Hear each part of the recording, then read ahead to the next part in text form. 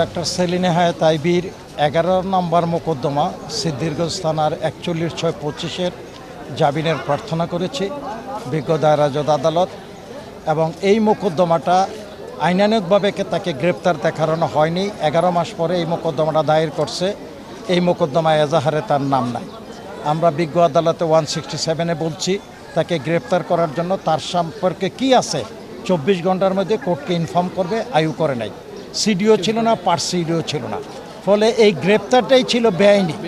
বিজ্ঞ আদালতের কাছে জামিন চাইছি এবং বিজ্ঞ আদালতের কাছে বললাম 26 তারিখে মেয়র আইবির জামিন হওয়ার পর একই তারিখে তাকে এই মোকদ্দমাটা গ্রেপ্তার দেখায় 3 তারিখে শুনানি করে ভার্চুয়ালি। বিজ্ঞ আদালতে আমরা সিদ্ধিরগঞ্জ থানার 2টা মোকদ্দমার রেফারেন্স দিছি। একটা মোকদ্দমা হচ্ছে 3/9/24, আর একটা মোকদ্দমা হচ্ছে 16/9/24। এই 2টা মোকদ্দমার ঘটনা হচ্ছে একই ঘটনা 20/7/24 সন্ধ্যা 6টায়। দুটোটা মোকদ্দমার ঘটনার সময় 20/7/24 সন্ধ্যা 6টায়। 2টা খুনের মোকদ্দমা একই থানায়। এই 2টা বিজ্ঞ আদালতের থেকে উপস্থাপন করলাম যে বৈষম্য বিরোধী আন্দোলনের যে স্পিরিটের সাথে সাংঘর্ষিক। এই মোকদ্দমাগুলি মিথ্যা। এই মোকদ্দমাগুলিতে মেয়রকে হ্যারাসমেন্ট করার জন্য দায়ের করা হয়েছে। একই তারিখে একই সময় 2টা ঘটনাস্থলে 2টা মোকদ্দমা হয় কীভাবে? পুলিশ আগেও আমজনতাকে, সাধারণ মানুষকে হেয় প্রতিপন্ন করছে, জেল জুলুম খাটাইছে। এখনও একটি গণতান্ত্রিক পরিবেশে, গণতান্ত্রিক বাংলাদেশে এই মিথ্যা মোকদ্দমা দিয়া মেয়র আইবি সহ একাধিক ভালো মানুষকে সম্পৃক্ত করছে।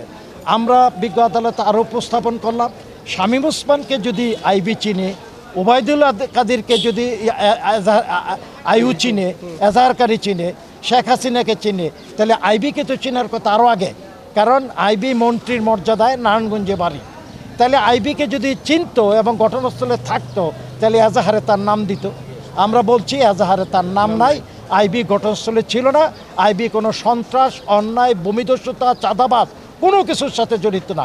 একটা আদর্শবাদী, ন্যায়পরায়ণ প্রশাসক এই হিসাবে নারায়ণগঞ্জের মানুষের সেবা দিয়ে যাচ্ছে এবং তার কাছে দল মত নির্বিশেষে সবার অ্যাক্সেস ছিল, গ্রহণযোগ্যতা ছিল এবং আগামী দিনেও সে একজন মানবিক চেয়ারম্যান হিসাবে মানুষের আস্থা অর্জন করব। এই মিথ্যা মোকদ্দমায় আমরা দয়া পাই নাই। আমরা পরবর্তী পর্যায়ে উচ্চ আদালতে যাব।